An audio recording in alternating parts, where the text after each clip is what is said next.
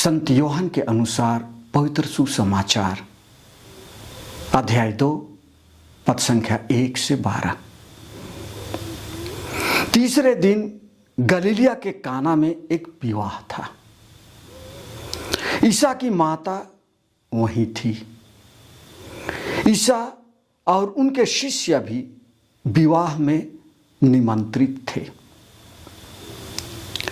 अंगूरी समाप्त हो जाने पर ईसा की माता ने उनसे कहा, उन लोगों के पास अंगूरी नहीं रह गई है। ईसा ने उत्तर दिया, भद्रे, इससे मुझको और आपको क्या? अभी तक मेरा समय नहीं आया है। उनकी माता ने सेवकों से कहा, वे तुम लोगों से जो कुछ कहें वही करना।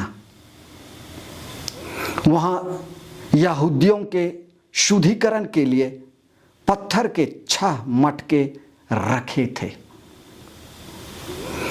उनमें 2-2, 3-3 मन समाता था। ईसा ने सेवकों से कहा, मटकों में पानी भर दो। सेवकों ने उन्हें लबालब भर दिया। फिर ईसा ने उनसे कहा, अब निकालकर भोज के प्रबंधक के पास ले जाओ। उन्होंने ऐसा ही किया। प्रबंधक ने वह पानी चखा जो अंगूरी बन गया था। उससे मालूम नहीं था कि यह अंगूरी कहां से आई है। जिन सेवकों ने पानी निकाला था वे जानते थे, इसलिए प्रबंधक ने दूल्हे को बुलाकर कहा, सब कोई पहले बढ़िया अंगूरी परोसते हैं और लोगों के नशे में आ जाने पर घटिया। आपने बढ़िया अंगूरी अब तक रख छोड़ी है। ईसा ने अपना यह पहला चमत्कार गलीलिया के काना में दिखाया।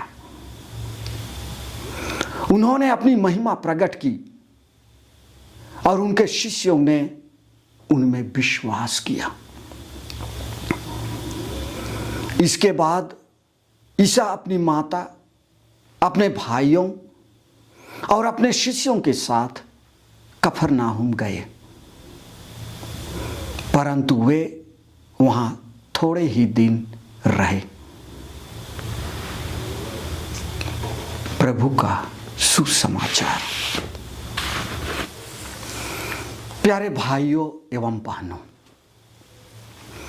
प्रभु प्रकाश एवं यीशु ख्रीस्त के बपतिस्मा के बाद जन्म पर्व का माहौल प्रायः समाप्त हो जाता है और पूजन पद्धति का सामान्य काल शुरू हो जाता है।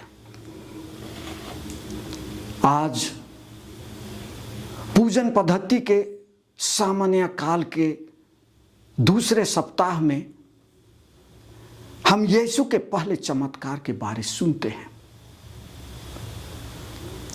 यीशु काना के विवाह भोज में पानी को दाखरस में बदल देते हैं। जब यीशु इस दुनिया में आए तो चमत्कार का काम करना उनके जीवन का एक महत्वपूर्ण पहलू था। हम जानते हैं, जब वे इस दुनिया में थे तो उन्होंने बहुत सारे चमत्कार काम किए। रोगियों को चंगा किया, मरे हुओं को जिलाया। यीशु का चमत्कार करना उनके ईश्वरीय स्वभाव को दर्शाता है। यीशु में दो स्वभाव थे, ईश्वरीय स्वभाव और मानवीय स्वभाव। ईश्वर का बेटा होने के नाते उसे स्वर्ग और पृथ्वी पर पूरा अधिकार था। वे जो चाहते थे वो कर सकते थे। प्रकृति पर उनका पूरा अधिकार था। किसी को जीवन देना या किसी से जीवन लेना केवल ईश्वर की शक्ति पर निर्भर है। सभी चंगाई, जीवन और मरण के ऊपर ईश्वरीय शक्ति का प्रदर्शन है। यीशु का चमत्कार पवित्र साक्रामेंट की ओर भी इंगित करता है। उस समय बिना चमत्कार किए साक्रामेंट के बारे बताना यीशु के लिए बहुत ही कठिन था।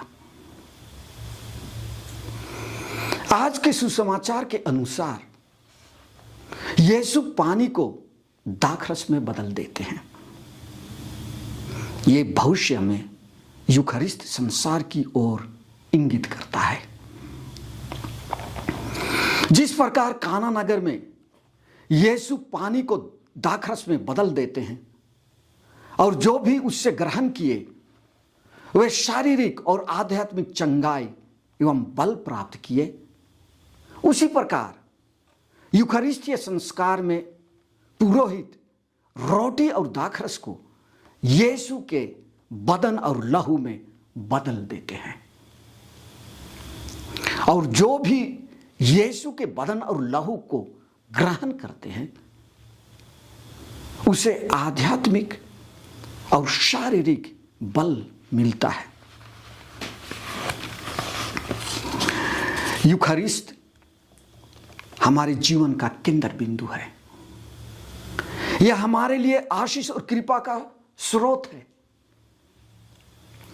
पवित्र यूखरिस्त में हम यीशु के मृत्यु और पुनरुत्थान का स्मरण करते हैं, जो हमारे मुक्ति का उद्गम है। आज के दूसरे पाठ में सुनते हैं कि हमें एक ही पवित्र आत्मा का बपतिस्मा मिला है। विभिन्न प्रकार के गुण होते हुए भी हम एक हैं।